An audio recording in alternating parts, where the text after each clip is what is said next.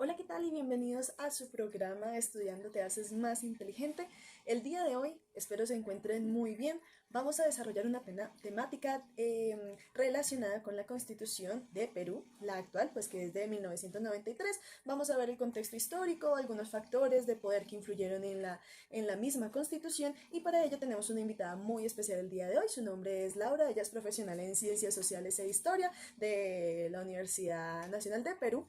Entonces, pues con ella, Laura, ¿cómo estás?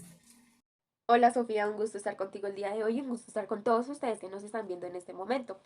Entonces vamos a iniciar de una vez hablando sobre el contexto histórico en Perú. Para esto necesito que nos vayamos hacia el año 1885, en el siglo XX, en donde se vio un factor de poder que fue el político, ya que se encontró la República Aristocrática conformando esto un gobierno oligárquico en donde se vio y se demostró la captura del poder en manos de grupos de familias con ciertos privilegios a las demás personas. Claro, Laura, y ya que hace referencia a eso de la oligarquía, recordar que aquí en Colombia también llegó un periodo liberal que supuso muchas ilusiones para el pueblo, pero que terminaron solamente en quimeras y en engaños. Los liberales fueron no menos conservadores que los godos y terminaron favoreciendo a esa misma oligarquía que ahora, además de ser terrateniente, tenía prósperos negocios, tanto comerciales como financieros. También pues se destacó en este periodo el gobierno de Alfonso López Pumarejo, quien prometió una serie de reformas sociales considerables pero que a la hora de la verdad no se vieron, ¿sí? En medio siglo de vida política, la inequidad creció y se fortaleció la oligarquía conservadora y liberal. Ya pues en ese escenario surgió el líder más carismático y popular que pues tuvo Colombia, quien con brío y con argumentos declaró una lucha radical contra los oligarcas de toda índole. Este hombre, pues llamado Jorge Eliezer Gaitán, fue la mayor esperanza para que el pueblo colombiano tuviera justicia social, pero antes de llegar a la presidencia fue asesinado. Seguramente por esa misma oligarquía en complicidad del gobierno norteamericano, que ya estaba metiendo, pues digamos, parte aquí para impedir el surgimiento de cualquier gobierno digno que dejara de entregarle la patria a ellos. Hablemos sobre el golpe militar de agosto de 1930, el cual fue comandado por el coronel Miguel Sánchez Cerro, el cual el objetivo de este fue bajar a todo este gobierno oligárquico. Miguel acudió a todos estos cuarteles militares para así crear un movimiento y liquidar este gobierno incómodo y recuperar este control político. Evidentemente se nota que se encuentra una revitalización, una reforma de todos estos derechos hacia las demás personas y no solamente a ciertos grupos, pero sin embargo se siguen encontrando injusticias, desigualdad hacia otras personas. Lo que la gente realmente buscaba y lo que realmente se quería era que todo fuera igualitario. Por esto se generan otros golpes militares. Digo otros porque en realidad fueron más o menos entre ocho, pero ahorita en este momento, más adelante les voy a hablar sobre otros dos, los cuales fueron de mucha importancia, ya que estos dieron paso a que Perú se considerara como un país libre. Bueno, y ya que mencionas ese golpe de Estado allá en Perú, yo también recuerdo el golpe de Estado aquí en Colombia de 1953, que fue la toma del poder por parte de los militares de Colombia al deponer al gobierno civil conservador de Laureano Gómez tras 3 años de gestión impopular y varios años de violencia política anterior. Esto ocurrió específicamente un sábado 13 de junio del año pues 1953 aquí en Bogotá. Fue dirigido por el teniente general Gustavo Rojas Pinilla y pues también contó con el apoyo del sector no laureanista del Partido Conservador en cabeza del señor Gilberto Alzate Avendaño y Mariano Ospina Pérez. El otro golpe militar fue Juan Velasco hacia el gobierno de Fernando Terry. Debemos tener en cuenta que años atrás se encontraba un gran problema con el petróleo y combustibles, donde el precio de todos estos estaban incrementando de una forma extraordinaria. Por estas razones, el gobierno de Terry llegó a un acuerdo de la IPC, International Petroleum Company, llamando esto como el Acta de Talara. Este acuerdo trajo tantas cosas positivas y tanto negativas para Perú. Podemos hablar por una parte positiva, es que encontramos que se puso en marcha el proceso de renovación urbana, es decir, el presidente Terry, en su momento inició una modernización de Perú, creando con esto avenidas grandes y pues mucha arquitectura que se podía ver hermosa. Bueno, pero también llegó el momento de decadencia en el que inició a caerse todo este sustento económico y para ello necesitaba terminar todas estas obras. Para esto, él pidió un préstamo a Estados Unidos donde llegó al límite de empezar a devaluarse el peso peruano, llevando esto a una crisis económica dentro del mismo territorio. Allí es donde entra Velasco para llegar a hacer uso del acta de Talara, en donde se hicieron 11 hojas y en la última se encontraba en blanco, donde sirvió de movimiento para el golpe de estado de Velasco, donde encabezó esto en menos de un mes. Todo este discurso que Velasco hizo fue acompañado de un discurso nacionalista revolucionario, donde señalaba que se necesitaba urgentemente una reforma agraria y minera. Por esto, entonces, más adelante, él fue escogido como presidente. Bueno, pues ya que mencionas esa parte económica, aquí en Colombia la tasa de cambio de nuestra economía fue bastante estable durante la primera mitad del siglo. La bonanza cafetera y de capitales de los años 20 revalorizaron afortunadamente el peso colombiano con fuerza.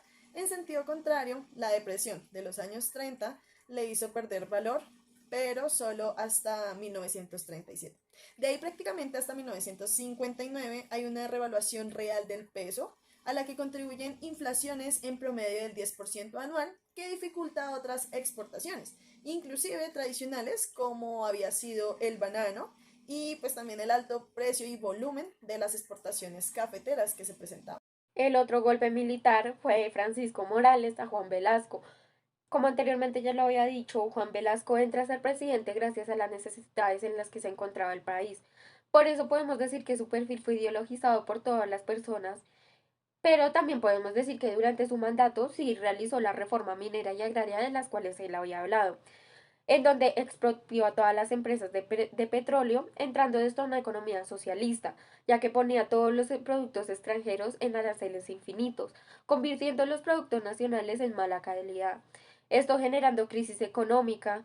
Entonces, en ese momento inician protestas en donde salen estudiantes y los mismos policías a mostrar su inconformismo con este gobierno.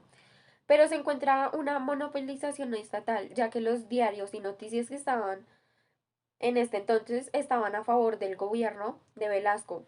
Eh, pero llegó el momento en donde el general Morales aparece y está al cargo del ejército y también se pone a cargo del ministro, en donde inicia una evaluación sobre el gobierno de Velasco, llegando esto a la calificación de que está polarizada, llevando esto a tomar una decisión de reformar las fuerzas militares y una reforma en general y sacar pues a Velasco del mandato. Sabes, creo que también es importante hablar sobre el APRA en 1924 por Víctor Ayala de la Torre como un frente antiimperialista continental, el cual fue fundado oficialmente como un partido político en 1934. Perdón, corrijo, 1931, transformándose de esta manera en una de las principales agrupaciones políticas peruanas del siglo XX. Este fue influenciado por José Carlos Mariátegui. De la Torre parte de una interpretación del marxismo que privilegiaba la lucha en todo el continente y la construcción del capitalismo del Estado con el fin de obtener un desarrollo económico antes de la fase de la edificación del socialismo. El APRA tenía una plataforma de 5 puntos, que eran la acción contra el imperialismo, la unión política de América Latina, la revisión de los tratados internacionales, la internacionalización del Canal de Panamá y solidaridad con todas las clases y pueblos oprimidos del mundo. Y ya que mencionas eso de esa alianza, también recuerdo que aquí en Colombia se creó el movimiento ANAPO, que es la Alianza Nacional Popular. Esta se forma como oposición al Frente Nacional bajo la figura de Gustavo Rojas Pinilla. La ANAPO integró a partidarios de varias corrientes ideológicas, tanto liberales, conservadores, militares, socialistas, etcétera. Pues igual, tradicionalmente la ANAPO ha sido catalogada como un partido de izquierda desde su creación. El programa del partido está basado en propuestas nacionalistas, ya fuera en la salud, en la economía o en la educación. Sin embargo, su propósito inicial era hacer oposición al Frente Nacional. Bueno, también hay que hablar sobre lo social, en donde claramente hablamos sobre la explotación laboral que se realizó desde 1905. La Federación de los Panaderos de Estrella del Perú, donde hacen una solicitud de trabajar más o menos entre 8 horas por día, ya que se estaban encontrando en una explotación laboral impresionante, ya que trabajaban 19 horas por día y claramente no se encontraba una buena remuneración por ello. Entonces se inicia una organización de movimientos donde propician el levantamiento, donde también se unen los grandes empresarios, llevando esto al gremialismo, sí, al gremialismo, promoviendo la unión de todos los trabajadores para generar así un sindicato donde todos tienen los mismos intereses y las mismas necesidades. Entonces, para esto, todos se reúnen a enfrentar ello. En 1907 se generó una grande jornada de protestas donde vieron cierre de fábricas importantes, donde dentro de estas protestas se encontraron grandes cantidades de personas fallecidas y también heridas. Por ello también se encontraron acontecimientos fuertes, pero la gente no se cansaba de mostrar el disgusto y los atropellos que se estaban generando, por lo tanto seguían sus manifestaciones contra el Estado, llegando el año 1914, donde el sector portuario logra conseguir estas 8 horas laborales por día, pero los demás sectores seguían con las mismas 19 horas y pues no se encontraba un justo medio y factible para todos. Por lo tanto, un partido socialista peruano donde se encontraba José Carlos Mariátegui, en 1929 inició con gran ayuda de su trabajo de periodista para demostrar todo este inconformismo que tenían las personas hasta que los mismos universitarios también salieron a protestar y a hacer ayuda a todas estas manifestaciones para ayudar a los trabajadores, así ya llegando también al punto en el que sí se les concede esa petición de trabajar 8 horas al día, porque obviamente 19 horas al día y que no fuera bien pago no se encontraba como tan factible, tan chévere. Les concede esa petición de trabajar 8 horas al día, porque obviamente 19 horas al día y que no fuera bien pago no se encontraba como tan factible, tan chévere. Entonces, por ese lado estuvo súper bien.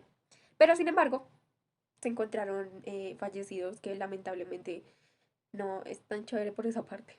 Bueno, y ya que haces referencia a este sector empresarial y laboral, sí que es importante pues todo lo relacionado con nuestros empleados.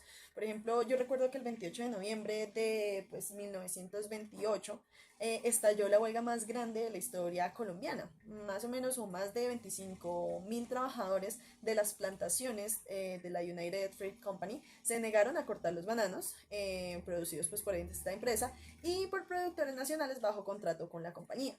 A pesar de la presión que ejerció la United Fruit Company y los huelguistas no lograron llegar a un acuerdo, tanto así que el ejército intervino, pero pues de una manera un poco pues, ya violenta, acribillando a varios obreros e hiriendo a otros, más a quienes estaban protestando pacíficamente. A esto pues se le conoce, a este evento se le conoce como masacre de las bananeras.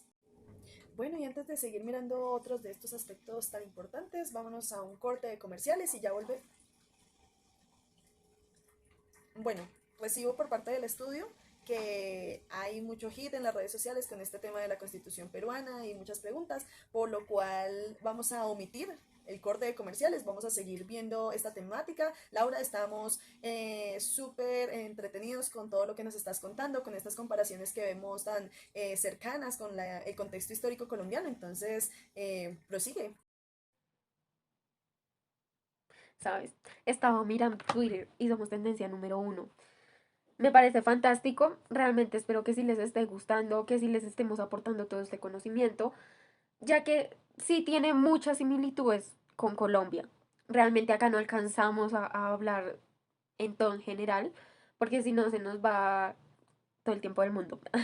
Entonces ya, pues por último, vamos a hablar de otro suceso social el cual fue el terremoto de 1970 en Yungay, donde deja 150.000 heridos, 186.000 damnificados y 60.000 viviendas destruidas.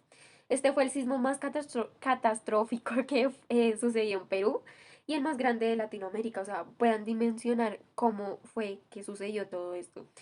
Pero desde que pasó todo este suceso, cambió totalmente la visión del Estado hacia la protección que tenía los ciudadanos. Esto quiere decir que ellos cayeron en cuenta de que no tenían una buena protección, no tenían cómo llevar a cabo todos estos desastres, no sabían cómo intervenir en esto.